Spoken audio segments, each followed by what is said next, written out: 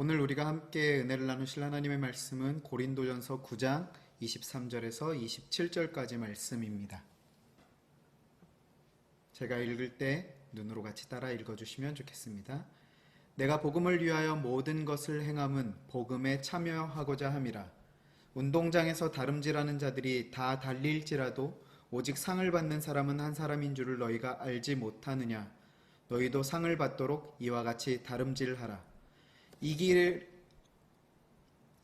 다투는 자마다 모든 일에 절제하나니 그들은 썩을 승리자의 관을 얻고자 하되 우리는 썩지 아니할 것을 얻고자 하노라.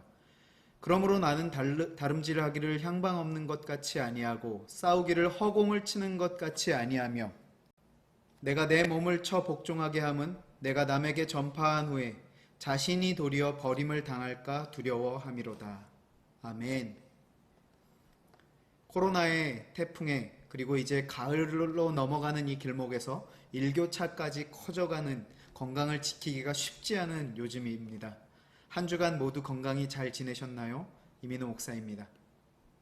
오늘 우리 예배를 통해 우리 각자의 신앙의 본질적인 부분을 점검해보며 이 위기의 때를 살아가는 우리에게 가장 중요한 것이 무엇인가 하는 것을 발견해보는 시간이 되길 소원합니다. 바울 사도 하면 어떤 이미지가 가장 먼저 떠오르세요? 저는 개인적으로 바울 하면 전도, 복음 전파하는 것이 가장 강하게 그려지는 이미지입니다. 오늘 본문은 바로 그런 바울 사도의 이미지를 조금 더 또렷하게 그려볼 수 있게 도와주는 그러한 본문입니다. 복음 전파에 임하는 바울의 자세, 이것이 오늘 본문의 표면적인 내용을 완벽하게 묘사한 한 문장일 것입니다. 그런데 오늘 본문을 묵상하면서 저는 먼저 저에게 이러한 질문을 던져봤어요. 나에게 복음은 실제적인 능력이고 정말 자랑하고 싶고 목숨을 걸고 전하고 싶은 것인가 하는 질문을 먼저 던져보게 되었습니다. 이 시간 각자에게도 이 질문을 한번 던져보시면 좋을 것 같습니다. 나에게 복음은 어떤 의미인가? 왜 이 질문이 중요한가 하면요. 오늘 본문에서 살필 수 있는 메시지는 이 복음을 전하는 바울의 자세에 대해서 얘기하면서 결국 그것을 통해 우리의 삶을 돌아보고 적용점을 찾아야 하는 그러한 본문의 내용이거든요. 그런데 이 복음에 대해서는 전혀 마음도 없고 생각도 없는데 우리는 복음을 전할 때 이와 같은 자세와 마음가짐으로 전해야 합니다 라고 백날 외치면 뭐 하겠습니까? 그래서요, 이 시간에 정말 정직하고 솔직하게 다시 한번 이 질문 앞에 서서 자신을 살피시며 오늘 예배의 자리로 나오셨으면 좋겠어요. 나에게 복음은 실제인가? 그렇다면 복음이 무엇인가에 대해서 먼저 한번 접근해 보도록 하겠습니다.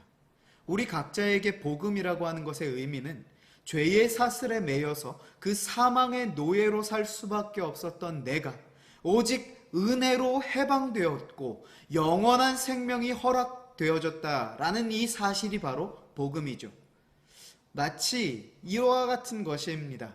혹시 방탈출 카페 이러한 곳을 가보셨는지 모르겠어요. 저는 가본 적은 없지만 듣기는 참 많이 들어봤습니다.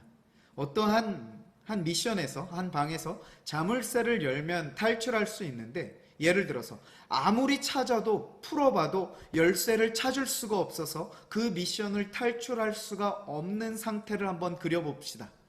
그런데 어느 순간 그 자물쇠에 딱 맞는 열쇠가 나타나서 열고 그 방을 탈출할 수가 있게 된 것이죠. 그 미션 안에 있던 그 방 안에 있던 자들에게 가장 필요하고 가장 중요했던 것은 무엇이었습니까? 바로 그 열쇠였죠. 위의 상황을요, 우리의 신앙과 한번 연관해서 본다면 이런 상황일 것 같습니다.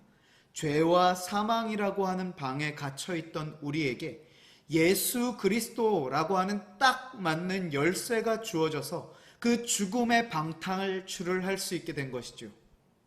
바로 우리에게 복음의 중심이 예수 그리스도이시다라는 것입니다.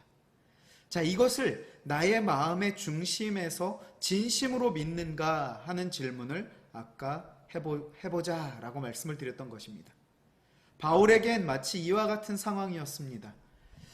그는 바울이라고 하는 이름 이전에 사울이라고 하는 이름으로 활동을 했었죠. 그리고 그때 사울의 하는 일은 예수님을 믿는 자들을 잡아서 고문하고 옥에 가두고 그들을 유대교로 개종시키고자 하는 그러한 일들을 했습니다. 그는 자신이 어떠한 상태에 있는지조차도 모르고 그렇게 자기 열심으로 살았었던 사람이었습니다.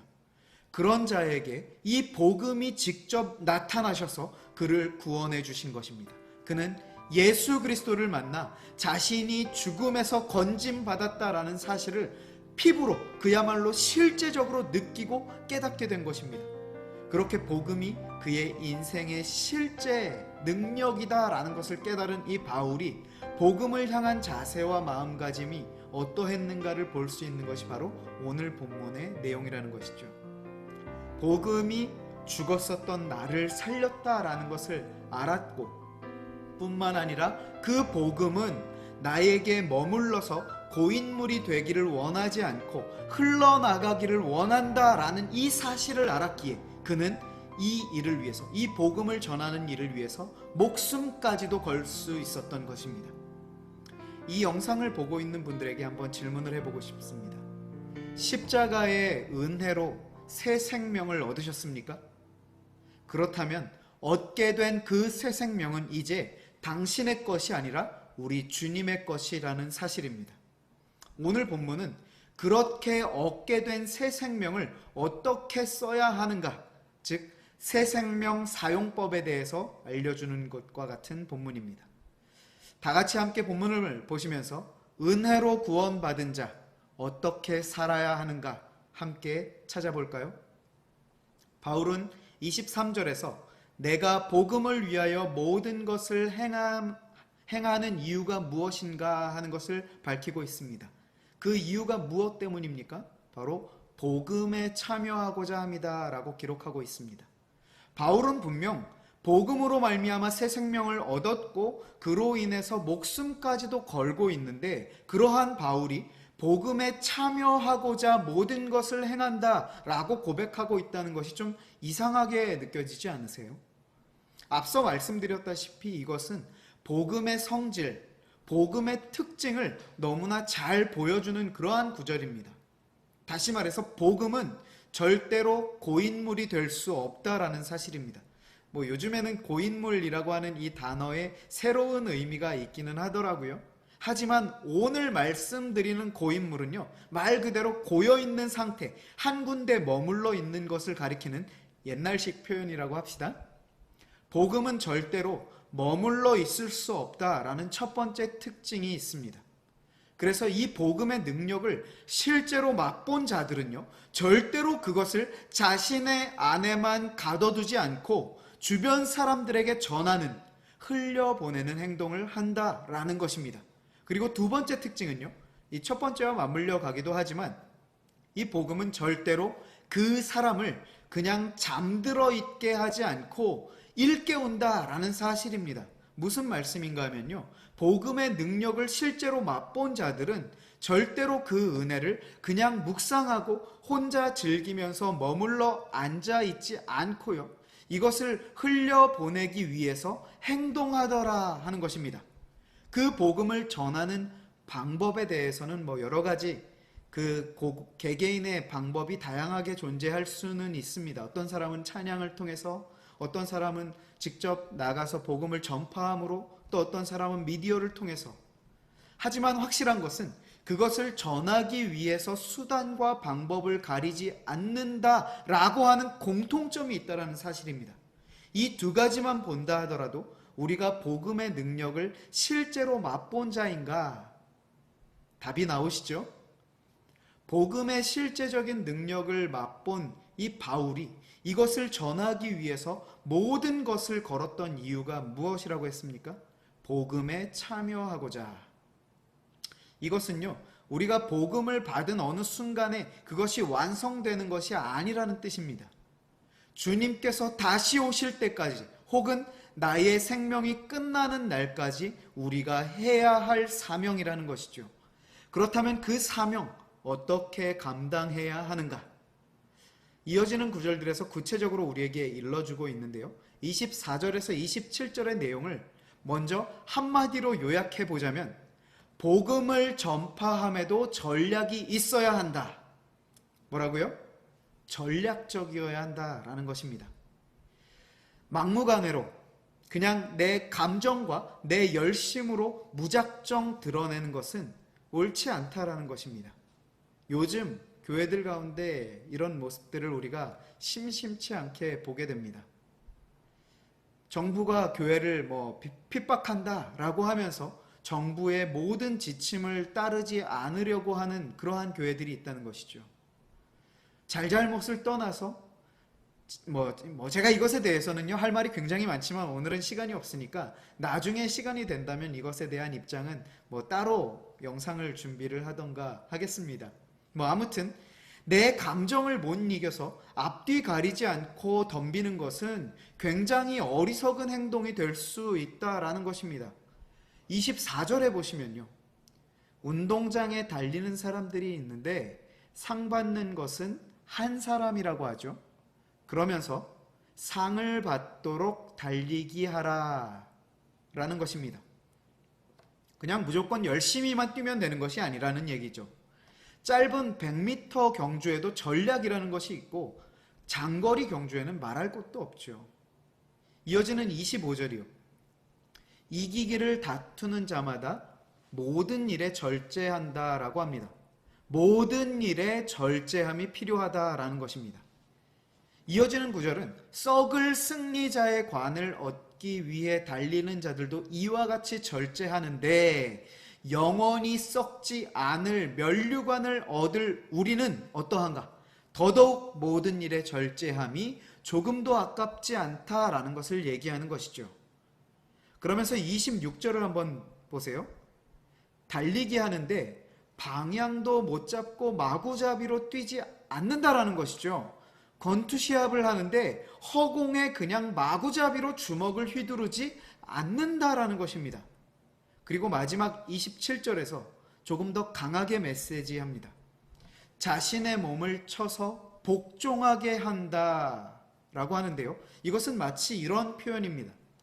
경마 경기에서 말들이 더 빨리 뛰게 하기 위해서 채찍으로 말들의 엉덩이를 때리는 것이죠. 이유는 무엇입니까? 더 빨리 뛰게 하기 위해서. 여기서 복종하게 한다라는 것은요. 엄격하고 단호하게 훈련시킨다라고 하는 의미가 담겨 있는데요. 말들이 앞만 보고 다른 생각하지 않고 전력 질주하도록 강하게 훈련시킨다라는 것을 뜻합니다. 왜냐하면 경기 중에 시합 중에 한눈을 팔면 안 되기 때문이죠. 바울이 이렇게까지 자신을 몰아붙이는 이유가 무엇이냐? 마지막 구절입니다. 내가 남에게 전파한 후에 자신이 도리어 버림을 당할까 두렵다라는 것입니다. 복음을 전하고 나서 버림을 받을까 두렵다? 이게 어떠한 의미인가 하면요. 구원에서 탈락할까 두렵다라는 그러한 의미는 전혀 아닙니다. 앞서 얘기한 것처럼 승리자의 관을 얻기 위해서 상급을 바라고 달리게 하는 것인데 혹시라도 훈련이 부족해서 혹은 자기의 감정이나 유익을 얻고자 한눈을 팔다가 시합에서 승리하지 못해서 상급이 없을까 두려워하며 전력 질주로 달려간다 하는 것입니다.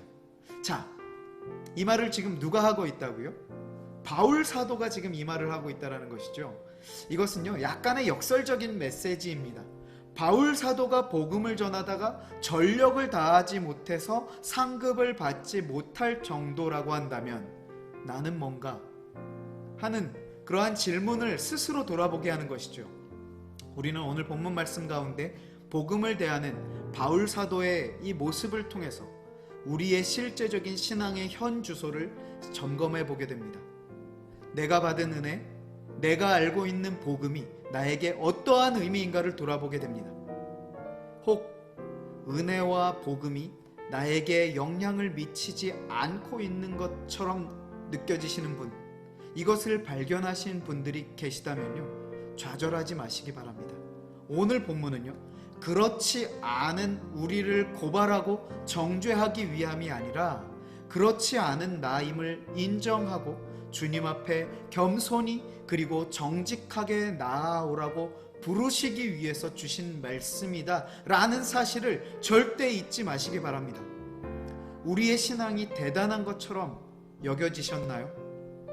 복음이 오늘 나의 심장을 뛰게 하고 그 열정으로 살아가게 만들고 있는가를 점검해 보시고 내 안에 살아계신 우리 주님의 복음의 능력이 실제적인 능력이 되게 해달라고 간절히 간구하는 자리로 나아가 복음으로 살아가는 우리 모든 청년들의 인생 되시길 주님의 말씀으로 축복합니다.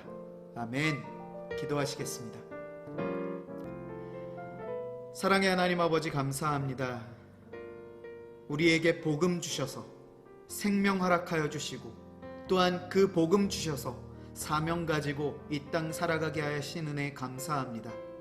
주님의 그 은혜 잊지 않고 다시금 마음에 새기며 그 사명이 불붙듯 이뤄 하나님을 위하여 복음을 위하여 우리의 가진 모든 것을 내어 맡기고 주님만을 향하여 나아갈 수 있는 우리 모든 지체들의 전 인생이 되어질 수 있도록 인도하시며 함께하여 주실 줄로 믿사옵고 이 모든 말씀 우리 구주 예수 그리스도의 이름으로 간절히 감사기도 드리옵나이다. 아멘.